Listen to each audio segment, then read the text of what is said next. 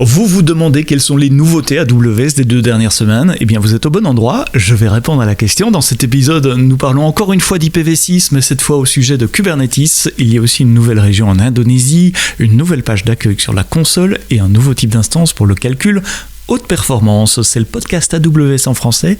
C'est parti, c'est maintenant.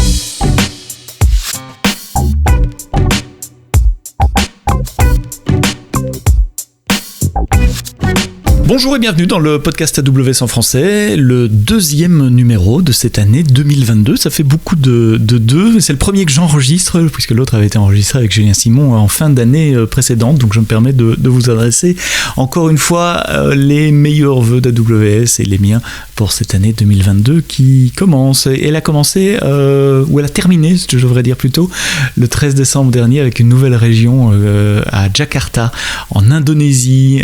C'est la 10e région dans cette région-là du monde, après Pékin, Hong Kong, Bombay, Ningxia, Osaka, Séoul, Singapour, Sydney et Tokyo.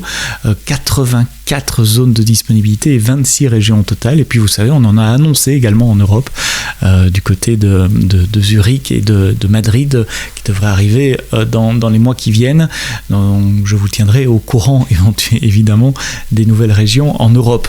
On me pose souvent la question, pourquoi choisir telle région ou telle autre? Les raisons sont multiples. D'abord, parfois certains services ne sont pas disponibles dans une région, donc regardez les services que vous utilisez, est-ce qu'ils sont tous disponibles dans la région où vous les déployez?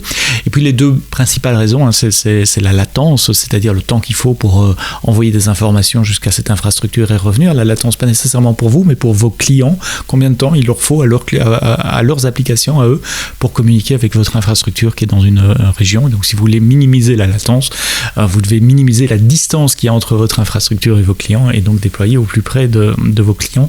C'est pour ça que nous vous offrons 26 différentes régions. Donc ici c'est en Indonésie, c'est à Jakarta. Puis on parlera plus tard de régions en Europe. Un nouveau type d'instance EC2, j'ai presque l'impression que je le fais à chaque podcast AWS, un nouveau type d'instance, EC2. Cette fois-ci, ce sont les HPC 6A, HPC 6A. Ce sont des instances qui sont optimisées pour le High Performance Computing. Vous savez, quand on met plusieurs grosses machines ensemble et qu'on leur donne des problèmes à résoudre, comme faire du calcul de dynamique des fluides, faire des prévisions météo par exemple, ou du travail sur le génome humain, il faut des machines qui soient extrêmement puissantes, mais aussi avec beaucoup de bandes passantes pour être capable de s'échanger les morceaux de données sur lesquels les différentes machines vont travailler, puisqu'elles travaillent en parallèle, à très faible latence, de nouveau à très grande bande passante. Ça se fait en général à travers des interfaces réseau. On a une interface réseau dédiée pour ça qui s'appelle Elastic Fabric Adapter, qui est une interface réseau qui bypasse un peu la virtualisation du réseau traditionnel, de manière à pouvoir échanger des gros blocs d'informations très rapidement avec de très faibles latences entre les différents nœuds d'un cluster. Il y a un protocole pour ça s'appelle Message Passing Interface, MPI.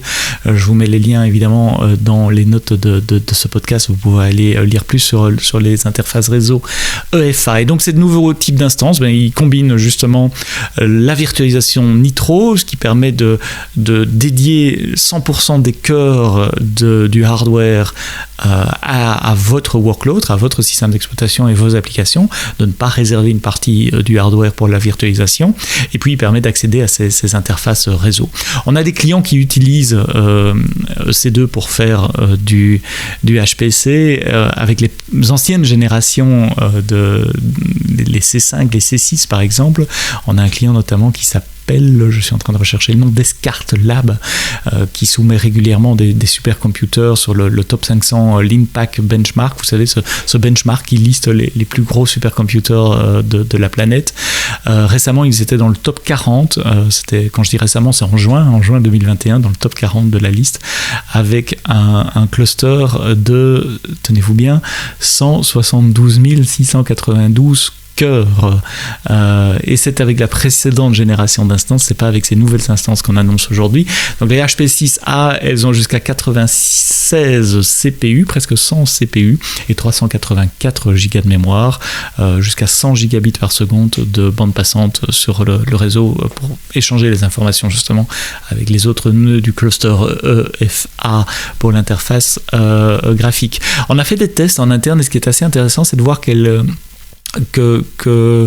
le nombre d'itérations par minute sur un benchmark de Siemens qui s'appelle Siemens SimCenter Starcom Plus, pour être prévu, qui est un benchmark pour le monde de l'automobile, ces instances scale relativement linéairement jusqu'à 400 instances. Donc on a lancé un cluster avec 400 instances, ça fait est-ce que j'ai le nombre de corps? Oui, ça fait 40 000 corps à peu près dans le cluster, et on voit que le nombre d'itérations par minute maintenu dans le benchmark scale de façon linéaire, ce qui est assez intéressant comparé aux précédentes générations, au C5N par exemple que vous utilisiez pour faire ça.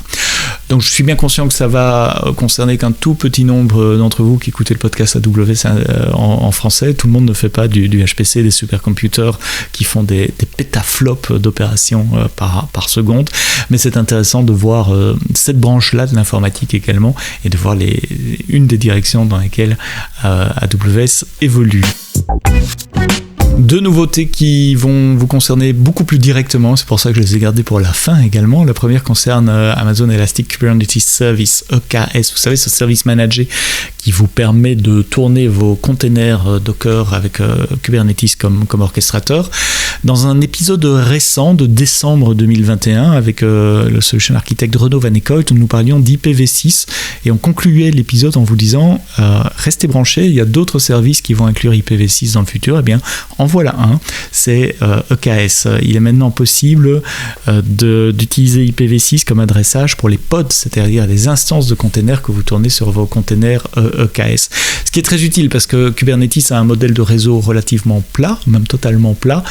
Ça veut dire que chaque pod consomme une adresse IPv4 et dans un VPC ou même on-prem, vous pouvez être très vite contraint dans le nombre de pods que vous pouvez lancer sur un cluster. Vous êtes contraint par le nombre d'adresses IPv4 disponibles. Vous devez vraiment prendre des ranges énormes pour pouvoir satisfaire la demande en termes de création de pods. Avec ce nouveau système, quand vous créez un nouveau cluster, attention, c'est pas pour les clusters existants, quand vous créez un nouveau cluster, vous choisissez si c'est un cluster IPv4 ou IPv6, et si c'est IPv6, même vos pods auront une adresse IPv6 qui leur sera assignée. C'est moi qui ai eu le plaisir d'écrire le blog post de lancement de cette nouvelle fonctionnalité sur EKS, et je vous montre plusieurs commandes pour créer votre cluster, pour déployer un pod, pour vérifier qu'effectivement il y a bien une connectivité V6 qui s'établit à partir de vos pods. Donc ça utilise le même CNI, l'adaptateur réseau open source VPC AWS que celui que vous utilisez pour IPv4 aujourd'hui. C'est uniquement pour Linux, c'est pas pour Windows, et vous pouvez éventuellement amener votre propre range d'adresse IPv6 si vous avez un range spécifique que vous l'utilisez. C'est tout à fait possible. Donc allez jeter un coup d'œil, c'est gratuit, il n'y a pas de supplément de prix par rapport au prix normal de KS pour utiliser IPv6 Networking. Puis la dernière nouvelle de ce podcast de cette semaine qui sera court, hein, on est toujours en période post-reinvent, janvier, il n'y a pas énormément de nouveautés pour le moment, ça va venir dans les semaines qui viennent.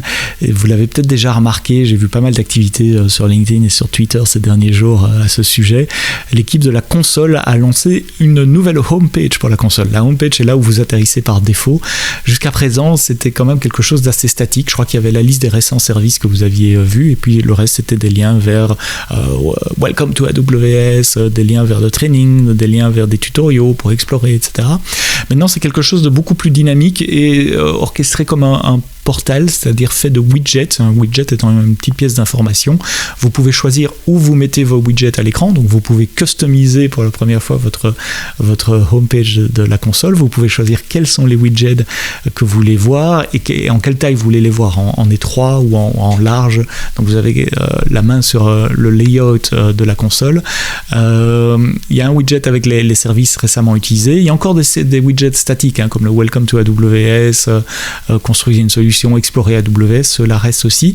Mais on en a rajouté des nouveaux, le AWS Health qui vous donne un dashboard des tickets support que vous avez ouverts. On a un widget Cost and Usage qui vous montre vos coûts pour ce mois-ci, le forecast pour la fin du mois et les coûts du dernier mois, ainsi que les principaux services qui consomment de la facturation sur votre compte, et un widget Trusted Advisor également qui vous montre combien d'actions sont recommandées ou combien d'investigations sont recommandées par Trusted Advisor. Et tout ça, vous pouvez le consommer et l'arranger sur la page de la façon dont vous le souhaitez. Donc aujourd'hui, au lancement, il y a 8 widgets qui sont disponibles.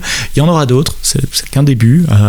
Ce sont les fondations que nous sommes en train de mettre pour améliorer l'expérience utilisateur, la convivialité, la quantité d'informations que vous pouvez retrouver dans la console AWS. Donc comme d'habitude, donnez-nous votre feedback, que ce soit sur Twitter pour moi, Sebsto, ou sur mon LinkedIn, Sébastien Stormac. Merci d'avoir écouté le podcast AWS jusqu'au bout. Il était court, 11 minutes, 10 minutes uniquement cette semaine.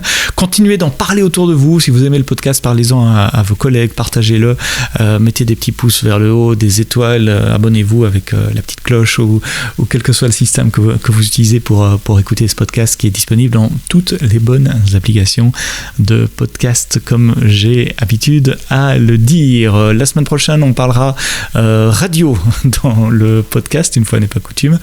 On parlera de l'infrastructure que Radio France utilise sur AWS pour le podcast notamment, mais aussi pour tous les besoins digitaux, les sites web et les diffusions numériques de Radio France. Rendez-vous vendredi prochain pour ce prochain épisode, et d'ici là, quoi que vous codiez, codez-le bien.